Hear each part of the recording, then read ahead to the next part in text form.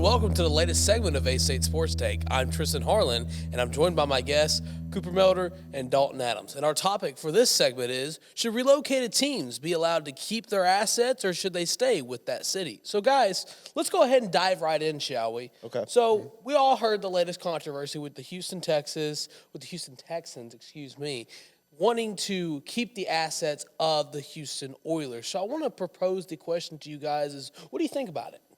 For the Texans, they have no correlation to the Oilers, in my opinion. I think the city of Houston, I think they definitely deserve to keep the Oilers. But the Texans in general, I think they had nothing to do with the Oilers. But the city of Houston, yes, they should be able to keep the Oilers, in my opinion. All of, the merch and everything. Mr. Adams? I 100% agree. I think that is owned by that city. The Oilers aren't part of Houston; they're part of that city, so they should stay there. All the merch for that city should stay there. For sure. So you bring up a good point. You both bring up very good points, and I want to kind of piggyback off that and kind of raise the next sort of set of questions. Is since you think that it should stay with the city of Houston, does that mean throwback jerseys and vintage logos, vintage merchandise should only be sold by the local vendors? Sorry, excuse me, it's early. Or do you think that those who have kept those assets, moved on to, say, Tennessee, for example, should still be allowed to sell merchandise like that as well?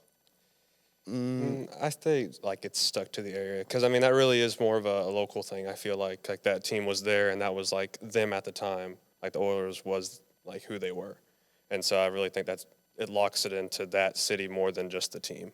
Yeah, I do agree. With Tennessee Titans, they moved out of Houston, so when they wear their throwbacks, while yes, we like the throwbacks because the jerseys look so cool and great, that's the only reason we're like, you know what, let them wear it because we want to see those powder blue and the red. We want to see that, but it doesn't really make sense because Nashville's not Houston. Now, if, say, the Oilers back in the day transitioned from the Oilers to the Texans, and then the Texans was like, you know what, we're going to go throwback Oilers, that would make more sense. But with the Titans getting money from their throwback jerseys selling, it doesn't make sense because while, yes, they transition, they really have no history in Tennessee with Houston.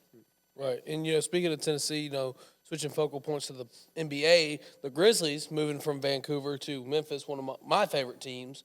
So I guess keeping the same sort of mindset, should the Grizzlies logos and marketing and branding stay in Vancouver and Memphis have to rebrand, or is that okay? My thing is, the thing with the Grizzlies, they kept the same name.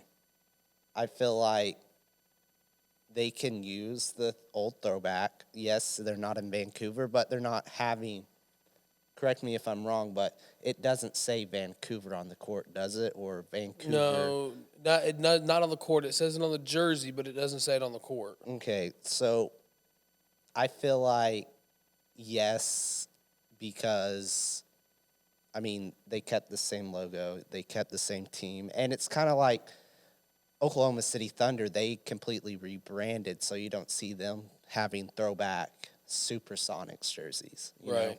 It's because the Grizzly kept the same, I guess, team nickname that it's okay for me. Right. I think I again just agree with him on that point. I think them keeping that name and not with the other example with the NFL, they changed completely. They moved states even and just completely changed their branding. Where with the Grizzlies, they kept the same nickname, they kept their branding and everything, and I think that's where it's more okay. But also, I guess it's up to more marketing teams from the old location as well. So you both make very good points, and since we're kind of talking about the throwback jerseys and the kind of history of the team, what do you think should go into maybe a college team wanting to wear similar color schemes to those of a throwback? We've seen with the University of Houston, going back to the Oilers, they wore a jersey that, not identically rivaled the Oilers, but it was still the same powder blues color scheme. So if it stays in the city of Houston, do you think that that college should have the access and the permissions to wear those colors? Oh, 100% sure. And the NFL stands for No Fun League. Okay. Dalton? Yeah, no, I think they should be allowed to. Like I said earlier, I really think like the branding stays with the city and or town or whatever you want to call it. But yeah, I think that should be allowed for sure, just because that color and the branding is stuck to that city. Right. And so let's move more into a hypothetical standpoint because, that's what you have to do when you talk about something like this is the hypotheticals. And let's say an NFL team moves out to some random city in America and picks up the Washington Redskins name. Would they still be able to pick up those jerseys, those brandings, or would they have to completely rebrand and get a new logo, new color scheme, stuff like that? Well, I feel like that comes down to copyright issues. But if we're going to play hypothetical, I think if they did pick up the Redskins, I feel like, they should keep the same logo. Jerseys-wise, change it up because, New Jerseys, might as well change it up. But I think they should keep the same logo, in my opinion. I feel like they have every right to keep that logo. It's not being used. Washington, they changed it for a reason. I feel like the only thing that would have a say would be Washington Commanders if they're allowed to use that logo or not. Right. And I think really too it boils down to, like you mentioned with the Grizzlies, them taking the team nickname and staying and keeping those assets like the Baltimore Colts did when they moved overnight, spur of the moment, to Indianapolis, and they still remain the Indianapolis Colts, or the Los Angeles Chargers moved from San Diego, still kept the same name. But in the grand scheme of things, if a team goes back to San Diego, would you like them to try to rebrand the Charger name, or would you expect them to go new team name? Me personally, I would like for them to try to get the Charger name back. I know that would be a crazy ordeal, but when you think of San Diego, you think of Phillip Rivers, you think of LaDainian Tomlinson, and you think of the Chargers. And I feel like San Diego, they should have never had the Chargers leave. And I feel like, Los Angeles, you watch a Chargers games, the stadium's filled up with other fans. So, Los Angeles needs their own team, NFL team, in my opinion, because the Rams, they're St. Louis, and the Chargers, they're San Diego. I feel like Los Angeles, they need their own teams, and it would bring a fan base to Los Angeles. So you're going to stick with the Rams being a St. Louis team, even though they're originally from the Bay Area? Yeah, if you watch Rams or Chargers games when they're at SoFi, it's a away team taking over. There's no big fan base for either team there. Right. And Dalton, what do you think about the topic at hand? I hate to say I'm agreeing with him so much, but he's making really good points here. Like I think. Come on, man, some originality would be great. But I just think like I said earlier, like the branding really does transfer with like the name and the logo and stuff, and like the city saying, I don't know, I almost would agree with keeping it the Chargers, like I said, like he was saying, and LA probably should have came up with maybe something new, but also keeping them in St. Louis. I don't know. It's a hard thing to balance between. Right. So we've talked about a lot of different things, but in the grand scheme of things, to answer the question, should relocated teams be allowed to take everything with them to the new city or start over? What's the final verdict? I guess I should say. Okay, final verdict. If they're gonna relocate, then I feel like they need to rebrand, change everything. And you know what? It's in the past. You don't pay mind to it, but I feel like they should rebrand everything. Like when you relocate, I guess they should look at it more of like a fresh slate kind of thing. Fresh slate kind of thing. Mm-hmm. So you're on the end of they should completely rebrand, and you're kind of the same boat with a fresh slate. Well, that's a lot of good points. I think it's a case by case basis. Really, it depends on if they do the Grizzlies approach where they take the team nickname and stay with the same team, or if they completely rebrand. like Washington has done, or even sometimes you could make the argument for Baltimore. Yes. So that's all the time we have for this segment. Thank you to my guests, Mr. Cooper and Mr. Dalton. I'm Tristan Harlan, and you're watching the A-State Sports Day.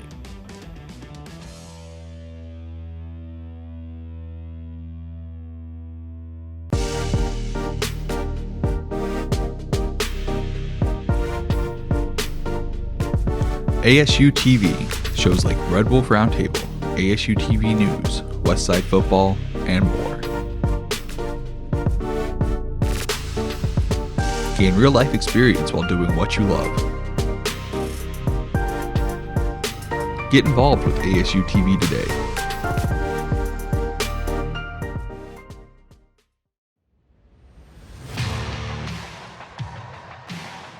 ASU-TV, covering all your favorite sports. From Red Wolf Roundtable to Westside Football and more, ASU-TV has you covered. Tune in now to ASU-TV for news and coverage on these sports and more.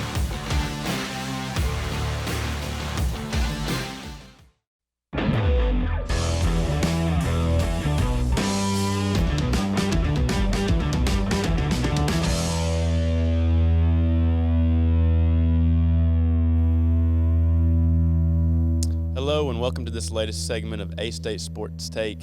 I'm Lake Maddox and I'm joined by my amazing guests, Patrick Barron and Ty Phillips. And our topic for this segment is, should the Olympics be held in one central location?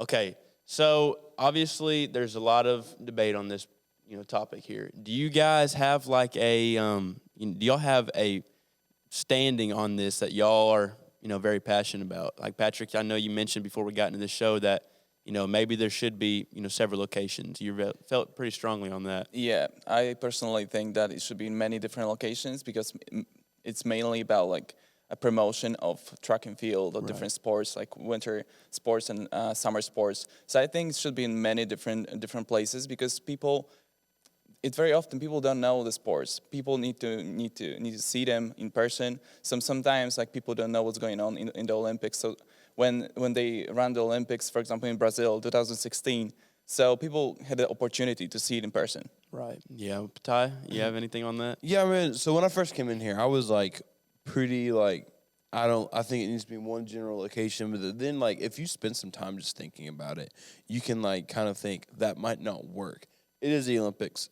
It's going to have to be somewhere big because you're going to want fans there. You're going to have it in a city or country that can house a lot of fans for that week or that time. And then you're also going to need a place that can house this many athletes because there's athletes all across the world coming. So you can't pick like a small, like tiny spot that can't have all these things or these necessities for these people. So, I mean, at first I was like, man, I just think it needs to be one spot. But if you kind of think about the reality of it, you need to go to multiple spots. However, I do see the point in having it in one spot. Since, because let's say you have it in London, England's going to have the home field advantage per se. They're going to have more fans there cheering them on. But if you have it in America, same thing. So I kind of see, like, if you have it in one spot, there's no, like, on top country. Like, there's no country with the advantage there. Right, no home field advantage there. Yeah. Yeah, no, that's an interesting point. But I was looking into this topic quite a bit before we did this show, and some of the stuff that I found was very surprising. It was talking about kind of, it was almost calling it like the death of the Olympics. Obviously, I don't believe it's as extreme as that. But it was talking about like over the past years, these countries come in and they'll bid on, a location. They'll spend hundreds of millions of dollars bidding on a location. But, in these past 10 years, it's been 10, 11, 12 people that bid on these, locations. And for this 2024 Olympics, it was 2 people that bidded on it. So I thought that was very interesting. And then it kind of talked about some of those reasons. But, I mean, do you guys think that the Olympics is something that's going to be kind of fizzling out? I don't think it'll ever fizzle out. There's always going to be athletes. There's always going to be countries that want to come compete. Now, there might be countries that are like, yeah, we're done. They get mad. They're like, I'm going to take my ball, go home. However, I don't think it's going to ever fizzle out. It's a generational thing. Like this happened. This is a like big deal. This isn't just like new. I mean, this has been around way before. So I think it fizzling out is a little bit of, it's kind of being dramatic there. I don't think it's going to ever fizzle out. Okay, Patrick? Yeah, like you said, it's like they need to spend like a bunch of money. They have to spend like millions of dollars for organizing the whole stuff. So I think it's going to be more problematic in the future and right now because, you know, we have the crisis. We had the COVID, everything. So it's like a little bit crisis in the world. So I think it might be problematic in the future. Yeah. Because let's say they need to spend a lot of money for that, but then they have the big facilities that needs to be like accommodated for only Olympics, for only the Olympics. So then it's like it's empty. So let's give an example of Greece or Brazil. So they had the Olympics in Greece, I believe, in 2004, and in Brazil in 2016. So everything is empty. They needed to build like big apartments, big blocks for the like small Olympic village, and right now it's empty. So even like there's like many documentaries about it. Also in Greece, I have a friend from Greece, and he's an athlete. So he posts like some pictures of stuff. So everything is empty. So they needed to spend a lot of money, and it's empty. Nobody uses that anymore. It's ridiculous. I mean, the amount of money that goes into it, just for it to sit off to the side when they're not having Olympics, that creates a big problem, obviously, because you have, you know, these people bidding hundreds of millions. Well, not even that. It's just hundreds of $1 million for their campaign as to why they should be hosting the Olympics, you know, on their home turf. And like, for example, I think it was Chicago. I forget what year it was. They spent over $100 million on just their campaign and still didn't get it. But, you know, say a city does get it, the amount of money, I mean, in these past years, I think it is like they did a study on like the past 10 years, everybody that's hosted it has gone and over budget by quite a bit. The Sochi Winter Olympics, their budget was $10 billion, and it ended up being around $50 billion. Because, you know, like you mentioned earlier, you have those facilities that you need to build, and, you know, you have to have housing for all these Olympic athletes. You have to have broadcast stations. You have to have, you know, these gardens, and you have all these Olympic villages and all that stuff. Yep. So, I mean, the amount of money that goes into it, just for you, like you said, just to sit there in the off season is pretty wild. I mean, I don't know how you justify that, you know? I mean, in my opinion, I have a certain idea about it. I think it should be like one spot, one place, one city per continent. So let's say that's a good idea. one big city like Los Angeles in America, or Paris or London in Europe, and like maybe Sydney in Australia. So it'll be like you know, big facility, great facilities, great place for the Olympics. And let's say we would have I don't know, seven places in the world. They will just change every single time. Yeah, that's a great idea. That's, you know, that'll kind of cut out some of that extra stuff just sitting around everywhere. Ty, what do you think about that? I mean, it would give everyone like the equal opportunity there. I mean, it also, one point that I just kind of want to say, I mean, the Olympics is also a good way to kind of show off the beauty of your country. Yeah. So, like, you have these, like, beautiful countries that are getting able to show it. So, I think still being able to go to different countries is what each country needs. Yeah. Because people watching the Olympics, I mean, this is almost like a huge ad for your country, if you think about it. I mean, I know it's not, but if you think about it, because people are seeing all these, like, beauty shots on their TV, and they're like, man, this is beautiful. I want to go visit it. So, I think Patrick's idea of it being in just like in a set city in each country and just changing every couple years, perfect. Yeah, that's a great idea. I'd never thought about that, but that's a really solid idea. But like you said, yeah, I mean, if you kind of cut out, you know, rotating around the world, then obviously some of these countries that are hosting it are going to lose the revenue off of that. Yeah. Because, I mean, you have everybody in the world watching. I mean, it's going to be great for, you know, their country or whoever's hosting it. But I guess now we kind of look into how we can have these countries excited to, you know, host these Olympic Games. You know, what kind of solutions do you think it would be for the Olympics to make, like the committee, I guess, for them to kind of get everybody back on track? You know, like I mentioned, we only had 2 bids on these last games. So how do you guys think we can kind of get more people on board and get it kind of that spark again? You want to go first? Or? You first. I think just being able to, like, So if we're trying to get that spark again, for people to watch or for the athletes themselves? I mean, just for the Olympic Games, like everybody watching, cities hosting, athletes wanting to compete. I think just promoting it more. Like, I know that we do have it, like, have commercials, but I think going out there and just, like, kind of showcasing, like, maybe put more stats up there. Like, this country won this many times in this meet or, like, swimming, all this stuff. And then it just has countries now kind of get a more competitive edge. So that might bring out back a little bit of spark for them. Yeah, absolutely. I would say it's a big deal for every single Olympics. So I think every next Olympics they want to like do it with more hype, more money, and they want to show off. So I think it's the problem because like Olympics is Olympics, so everybody knows what it is. So we don't want to advertise it more because everybody knows what it is. So I would say we don't have to look for anything more than that. So Olympics is Olympics. So it doesn't have to be like we don't have to put more money into it because everybody knows it.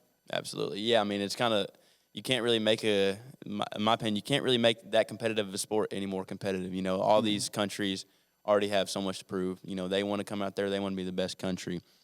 So like you said, maybe we could look into, you know, lowering some of the costs in the campaigning, stuff like that, to get that spark back going up. But that's all the time we have for this segment. Thank you guys so much, Patrick and Ty, for joining me today. I'm Lake Maddox, and you're watching A-State Sports Take.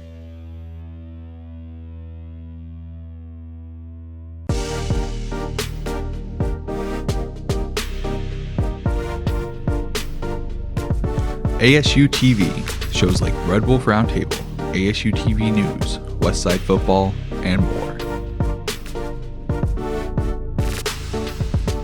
Gain real-life experience while doing what you love. Get involved with ASU-TV today.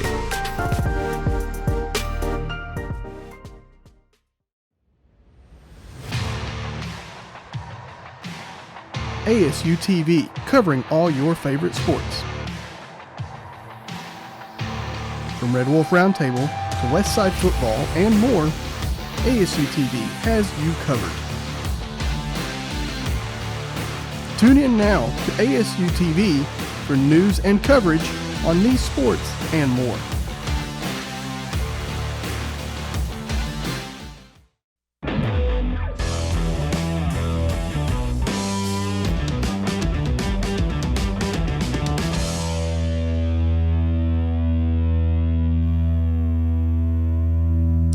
Hello and welcome to this latest segment of A-State Sports Take. I'm Jisoo Lee. I'm joined by my guests, Lake and Patrick. Our topic for this segment is the Olympic a waste of money? Yeah, so the Olympic Games are undoubtedly a global spectacle that brings together nation and athletics and fans from around the world. So, however, the financial investment involved in hosting such an event has been a subject of considerable debate. So let's delve into this discussion and explore the various aspects of this complex issue. So, the first question is like, in the long term, how can we justify the initial cost of the game? Yeah, I mean, absolutely. I appreciate you having us on, by the way. But basically, we talked about this a little bit earlier, but really just find that cost. So, I mean, when you look at how many people are going to be viewing these games, attending these games, and what a big deal it is, globally it's such a historical thing. So I think that's kind of where, justifying those costs come in, because it's going to bring so much to the city. But I mean, absolutely, I think it's, worth justifying the cost because it's such a historical thing and it does such great things for cities. Like, say Chicago were to host it, everyone in the world is going to be tuning in to watch these games. So, it'd probably generate quite a bit of revenue for a city like Chicago or something like that. Yeah, exactly. Like you said, it's a beautiful culture. It's been we've been having Olympics for 120 years. Right. So it's also from the history. So it's a beautiful culture. It's a beautiful thing. It's getting more expensive every single time. So I think we need to find like a way to make it maybe less expensive, or maybe cut the costs somehow. Yeah. Okay, so you guys think like is positive exposure like justify the expense? Okay, so then if they wanna like hold the Olympic game, then they should build a lot of like infrastructure kind of like transportation or facility or sports facility like so. Uh, so how can we like have lasting positive impact on the whole city? Like Yeah. this facility. Yeah, so I mean, we kind of dove into this, but basically, you have to build all that infrastructure, right? You have to have the broadcast stations, you have to have the transportation for all these Olympic athletes, you have to have the housing, all that. But we kind of explored the idea of making one location in each continent. So say like United States, for example, he Wait, it's my mentioned. idea. Yeah, for example, he mentioned earlier, like doing it in like California, or you could do it in like Chicago or something like that. So like you said, I think it would kind of help us kind of counteract that cost, like that spending issue a little bit by having it in either less locations or like a central location, because obviously those things are very costly. But if you could also find a way to incorporate those things like year round, because one of the problems is it's a lot of these countries that host it, they don't have any use for these Olympic facilities year round. So they just sit there, they decay, loses property value, all that, because they don't maintain them. So if they could find a use for this stuff year round, or turn it into something to host other things, I don't know if you can even do that, but I'm just kind of blasting my thoughts out there. But if you could find a way to kind of incorporate that stuff year round, then I think you could also kind of save on that money issue, as well as spending the money on the infrastructure, like you mentioned. Mm-hmm. That's a great idea, actually. Yeah, they need to find a plan or figure out the plan how to use the infrastructure later or the facilities later, to not leave it just alone, like to be not used in it anymore. So I think it would be a great idea to find someone who's gonna plan it out for the future. Yeah. So you guys then about that topic. So how can we like the investments made are sustainable in a long run? I mean, like some host cities are left with unutilized or abandoned facilities after the game, right? So, how can this be addressed, or like what measures should be taken to ensure that like investment made are sustainable in a long term? Yeah, I mean, so it kind of, I guess, goes back to the other point. If you could somehow, if you had your country had like a sports team wherever you're hosting it or something like that, if you could somehow tie the two into each other, like I said, I don't know if it's, a reasonable idea. I don't know if I'm just, talking. But if you could figure out a way to take like that country or city's home team and get them in these facilities, or use the housing for off season or whatever it might be, to kind of just make sure that these facilities are being, upkept. They're not decaying. They're not losing their property value, because once these things start decaying and they start falling apart, then it's just going to cost more and more money. It's just going to be a big money pit, basically. So we really need to figure out how we can use these facilities in the, when the games aren't being hosted there. That's why you have to be careful with picking the hosts, right? Because it can't be like it needs to be like a very rich country, right? Because they need to like hold it later and invest it later for the future. So, okay, then about the like investment. So, in terms of like prioritizing public spending, so opponents argue that the funds allocated to Olympics game could be better used to address pressing like social issues, we should spend our money to care about healthcare or like education or like poverty alleviation like instead. So what do you think about that? That's why in this case, I think what I said a few minutes ago, that we should pick like very rich countries who have also money for healthcare, other things, the poverty stuff, and they can figure it out on the with the money, not only for the Olympics. That's why we have to be careful with that. Yeah, you could also kind of look at it like an investment or something like that. So say, you do it in Chicago, for example. Say that they spend $10 billion on the Olympics. You kind of have to look at it as an investment because not only, obviously up front, you're going to spend a lot of money. But who's to say that they don't make more than $10 billion off of revenue, off of tourists, off of, everything that happened there, and from the Olympics. So like I said, it's kind of an investment type deal because, you could potentially earn your city a lot more money just by hosting the game. Obviously, it's a long-term deal, but it could better square them away in the future, for stuff like that, for the public needs. Okay, so Yeah, it's very problematic with the money and stuff, like with current issues in the world these days. But I think we should keep the culture. It's a beautiful culture. It's our identity. So everybody knows what the Olympics is. So we should keep it.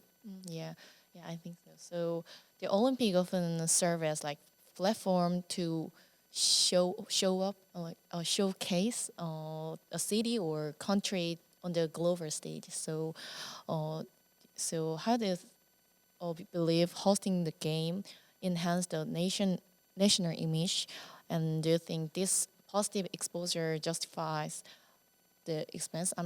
Or even though they are like developing countries, is it worth it?